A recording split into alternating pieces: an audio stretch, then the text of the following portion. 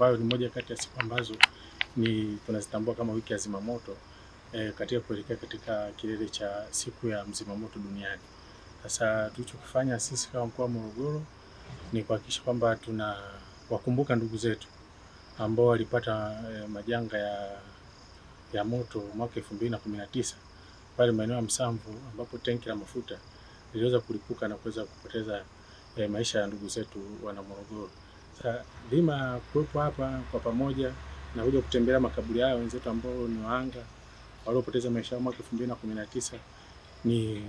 kuja kutambua kwamba tuko nao pamoja na ndugu zao, na hili lilitugusa, lakini vile vile ni katika kurudisha tena umma kutambua kwamba ajali za barabarani, matenki ya mafuta ni kitu ambacho kila siku kwa hapa Morogoro vinatokea. Kwa hiyo kuwakumbusha ndugu zangu kwamba kupitia hili ni funzo kubwa sana tulilipata. Ni maumivu makubwa sana familia mbalimbali zilipata kupitia tukio hili. Kwa hiyo naendelea kuwakumbusha ndugu zangu wananchi wa Morogoro na maeneo mengine kwamba tunapokuwa tunaona matukio ya kudondoka kwa matenki ya mafuta ama kuwepo kwa viashiria vyovyote ambavyo ni hatari kwa ajili ya maisha yetu, basi sio rafiki sana kwenda maeneo hayo, kwa maana aidha kwa kujipatia mali au kujipatia mali ambayo tunaona kwamba kwa muda huo ni stahiki, lakini bila kutambua kwamba usalama wetu utakuwa katika hali gani. Kwa hiyo natoa rai sasa kwa ndugu zangu kwamba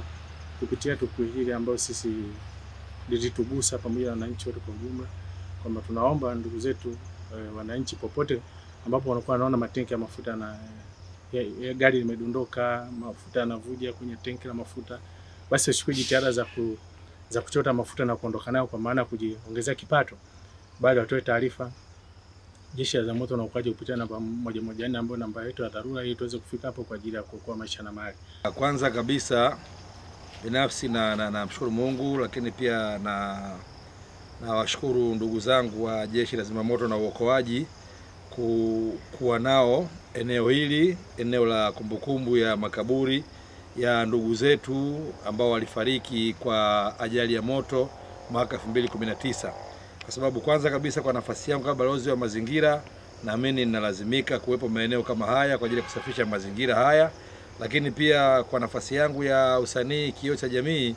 nadhani naunga mkono moja kwa moja juhudi za serikali katika kuendelea kuchukua tahadhari, kutoa tahadhari, lakini kuchukua hatua pia kwa kutumia Jeshi la Zimamoto na Uokoaji ili kuweza kuwapa wananchi ufahamu kuhusu swala zima la ajali za moto na majanga mengine, lakini kuendelea kuitunza kumbukumbu hii ili tu sio kwa ajili ya kuwaenzi waliotangulia, lakini pia kuweza kutoa elimu kwa wale ambao bado wako mtaani, kwa sababu tunafahamu mkoa wetu wa Morogoro ni mkoa wa kimkakati labda kwa ajali, kutokana na muunganiko wake wa barabara nyingi zinazotoka mpaka nje ya nchi, mataifa tofauti. Kwa matendo ya ajali za barabarani, ajali za moto na matukio mengine ambayo kwa namna moja au nyingine yanahusiana moja kwa moja na shughuli za Jeshi la Zimamoto na Uokoaji, na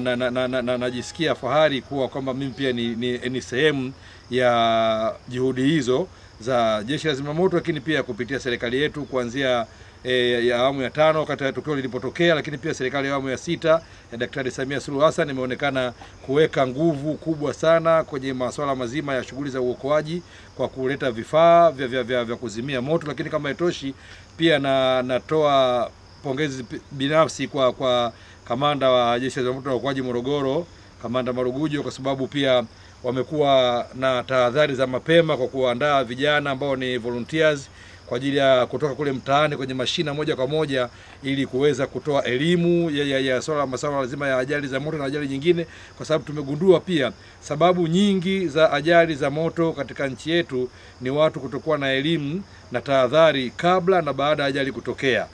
Kabla ya ajali watu hawana ufahamu wa jinsi ya kuzuia ajali, lakini pia baada ya ajali kutokea, kama ilivyotokea Msamvu, tuliona kwamba watu wanajaribu kuchukua mali na vitu kama hivyo bila kuchukua tahadhari. Kwa kwangu mimi nafikiri hii ni sehemu muhimu sana kwenye eneo hili ili kuweza kufikisha ujumbe moja kwa moja kwa jamii, madhara ya ajali za moto, jinsi ya kujikinga, lakini pia kuwa na utayari.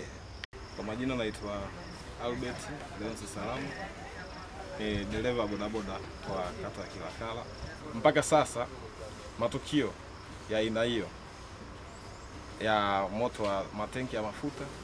bado yanatokea mabarabarani. Lakini pia raia au wananchi sisi bado tunaendelea kwenda kuchota mafuta,